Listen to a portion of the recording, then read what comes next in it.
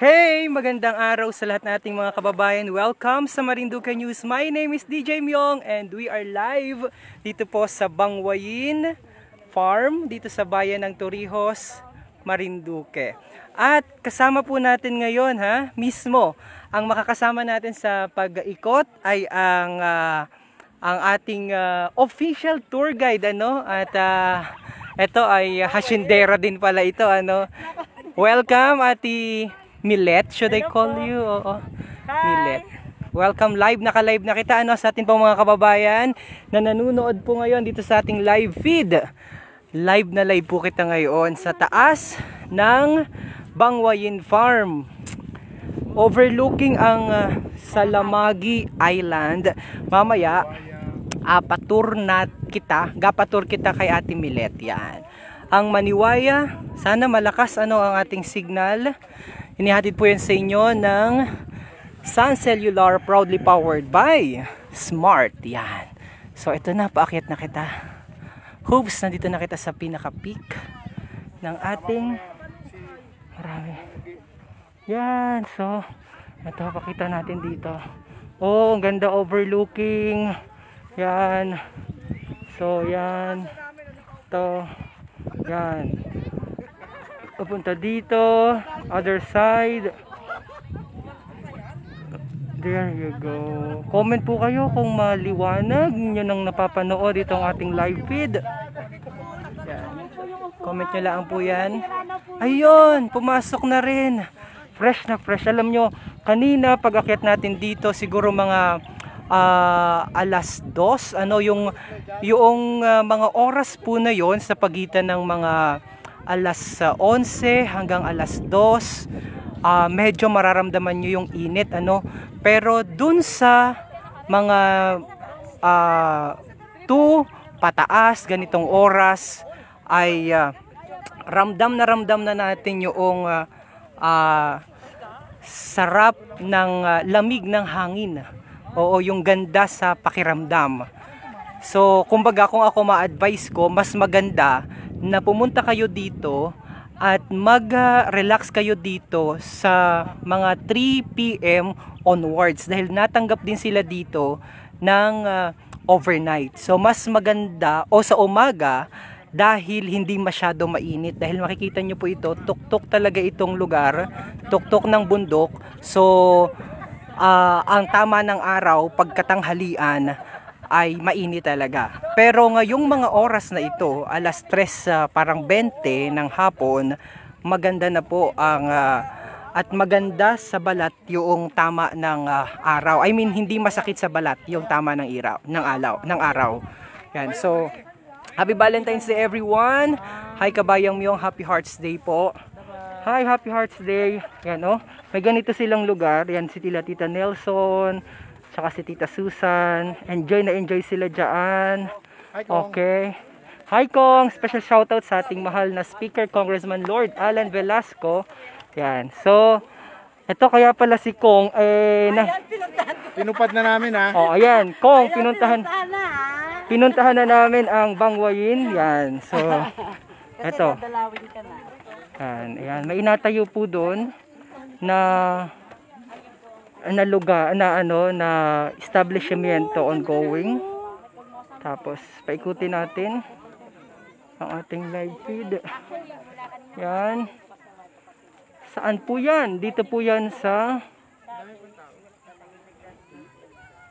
yan. Watching from Hong Kong. Para din ako nandyan. Happy Valentine's Day. Yan. May natiktaraok pa dun Yan.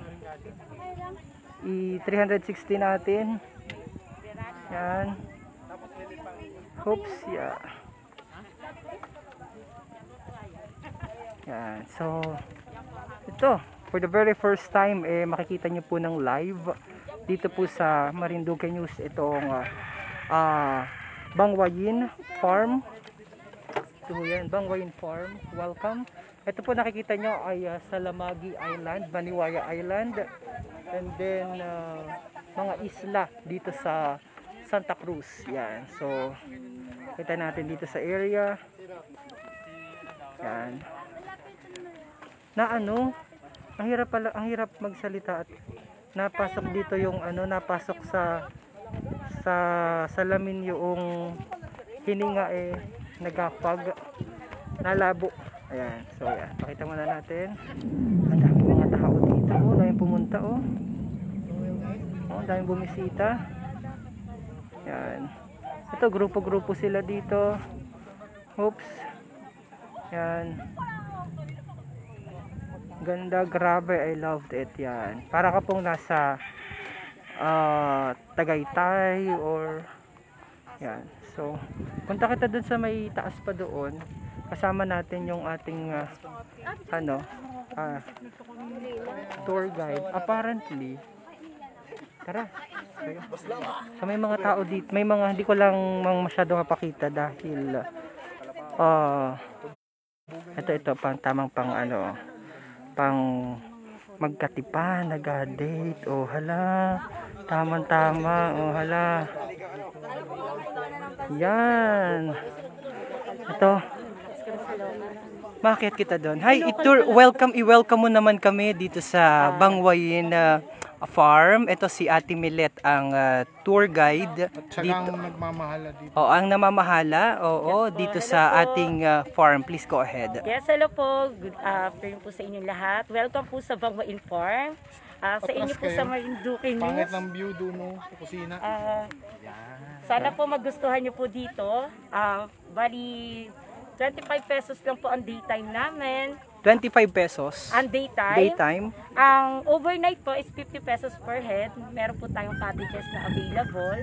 So, makikita nyo, siguro mga more or less na sa 4 po yung aming cottages. Okay. Pwede po kayo magpa-reserve through sa Facebook, sa aming Bangwayin Farm page, or kaya tumawag po kayo sa number ko. It's 0910-9389-219 po. Paulit, 0910-9389-219 po. 219. Okay. Hanapin nyo lamang si Ate Milet o kaya ay maaari kayong dumirekta sa pamamagitan ng kanilang Facebook page, Bangwayin Farm. Yan. So, anong makikita natin dito sa Bangwayin Farm? Actually po, makikita po natin dito sa Bangwayin Farm. Dito po sa aking likuran, kikita nyo po yung Salamagi Island. Tapos, yung kasunod po na island is yung Mungpo. Okay. Tapos, kasunod po is yung Taytay, tapos Tamayo po. Tapos, yung pinakamahaba po doon sa kabilang side is Maniwaya Island, which is 100 pesos. Mula po sa entrance hanggang dito po sa taas. Okay. Sa pabalik po. Okay. Kumbaga, balikan po siya. Family yun. Pwede tayong Ay, pumunta doon. sorry. Opo, pwede po. Okay. Nawala ng signal, okay. Opo. Sige. Iba-ibang... Nawala ng signal kanya. Yan, so paakit na kita dun sa may peak. Medyo humina ang signal, nawawala. Pero may nagawang dito, building construction. O, para saan yan? Accommodation? Pwede po mag-accommodate. At the same time, coffee shop po sa baba. Pwede rin maging mag-hold ng events, Mag-offer din po kami siguro ng massage. Oo. Pag po. Building. May inalagyan na ng ganito ay puro Solar po. solar May tubugan pa doon Yan po yung source. Hindi pa po namin pwedeng pagandahin kasi ginagamit pa po yung tubig dito sa Ah. building. Anong ginagawa dyan? Diyan po kumukuha ng source of water para sa construction ng building. Nareklamo ang Payanas. Bakit to? Bakit daw di mo din binablog? Ganun ba yan? Sorry. Libo daw yung tao ngayon doon. Ganun ba? Sorry dito kita. Mamaya po at ito ang ganda overlooking Yan. Ang hirap. Na Yan ang ganda overlooking. Maliwanag dito ang buyo. Yan. Ganda. Oops, ayun sila Mga matakang aso! Kita ko yan, si Prince. Yan, ayan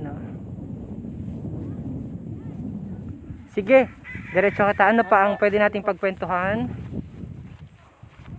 Yung pwede rin po tayo dito mag-use sa horseback riding nga po. Horseback riding. Opo. 100 pesos po mula sa entrance hanggang pataas po rito sa pinaka-peak ng Ilang oras ng wine yun? farm. Actually, lang po, parang back and forth lang po siya. Okay. Opo. So, Horseback yun po ang isa sa mga... Ilan na ang available na Kabayo po, Kabayo. 5 po. 5. Okay. Okay, ang ganda ng pagkakagawa dito. May inagawa na ganito. Opo. So, eventually, pwedeng pa-event. Opo. Sana may team building. Maganda, best place ito for team building. Oo, at least may ganito na mga development dito sa ating lugar. Yan ang pinakamaganda dito. Oops, yeah. And then, dito sa area na ito.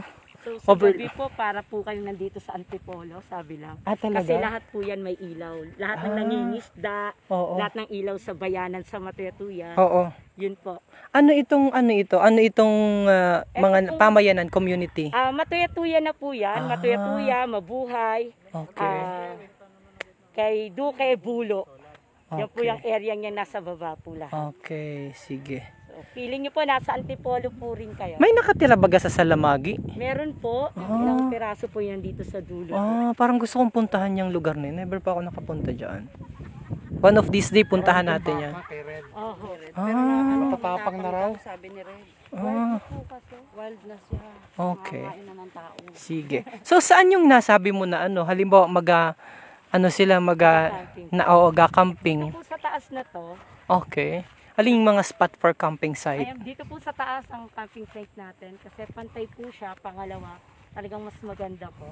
Okay. Kaya lang po kailangan pag pupunta po kayo dito, make it sure na makapal po ang kumot nyo, makapal po ang jacket nyo, nakamedyas kayo. Dahil sobrang lamig po sa gabi. Oo. Zero visibility po kami lagi. Okay. Tapos yung kailangan ba magdala sila ng sarili nilang tent? Meron po. Ito, 360 dito.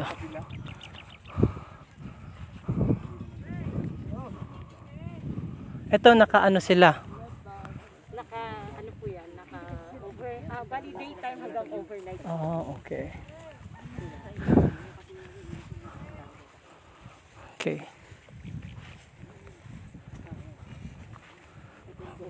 May maganda pa ditong lugar.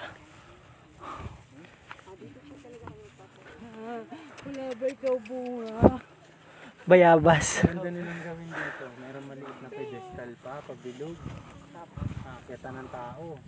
360 view talaga. Oo. Pala po itong area na ito nalilinis. Dito nagka-camping. Opo. So, hanggang doon, sakop nyo pa rin? Opo, hanggang doon po. Ang laki Yan ba yung Ilang hektarya ito? bundok na nakikita sa Sibuyaw na Ito po, itong area na ito. ito yun. Yan po mga kalinti, nakikita po rin. Papunta rin. Hindi ko may makinis sa bundok doon na, di ba pag nasa Sibuyaw? Oo. Ito ba yun? Panahon po. Pag daw clear. Opo, dito po nag-ATV. Nasaan na pala lupa? Dito po. Dyan. Yung pong parang may daan na yun, doon po dumadaan kasi yung mga ATV. Going to Pulan Lupa na po. Ay, oo, going to oo. Poktoy na po. So talagang lumulusot po sila dito. Ayun. Oo. May bayabas pa wala lang ang bunga. Wala. Nauubos po Naubos. agad. Na agad. Gaba po yung mga guys. Yan Uy, gusto ko yung bundok. Ganda Oo. Oh. Kaya talaga. Mabalik kami dito ng mas mauhusay. Ganito pala oras sa umaga, mas maganda Oo, dahil pumunta kami kanina medyo mainit. Di agad kami umakyat.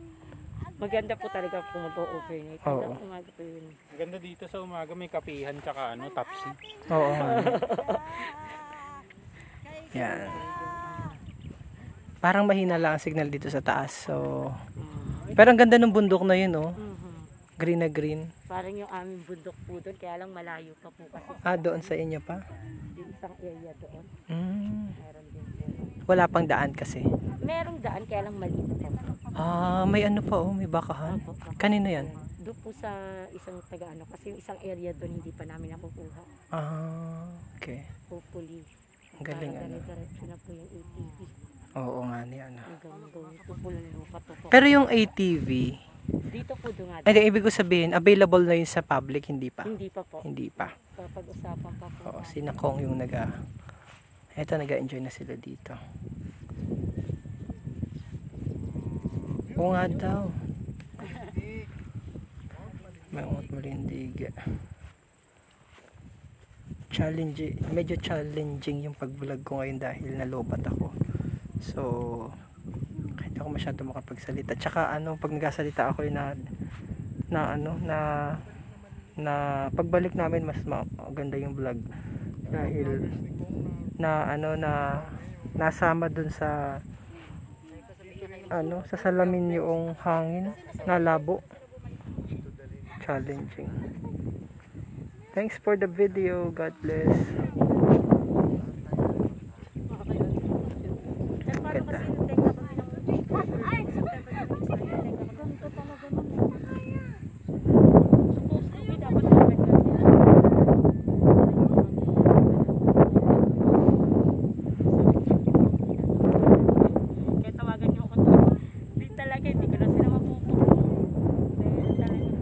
Medyo nahihirapan akong mag-vlog at magsalita. Yun nalabo, hindi ako makapagsalita ng husay, but anyway, mabalik na lang po kita.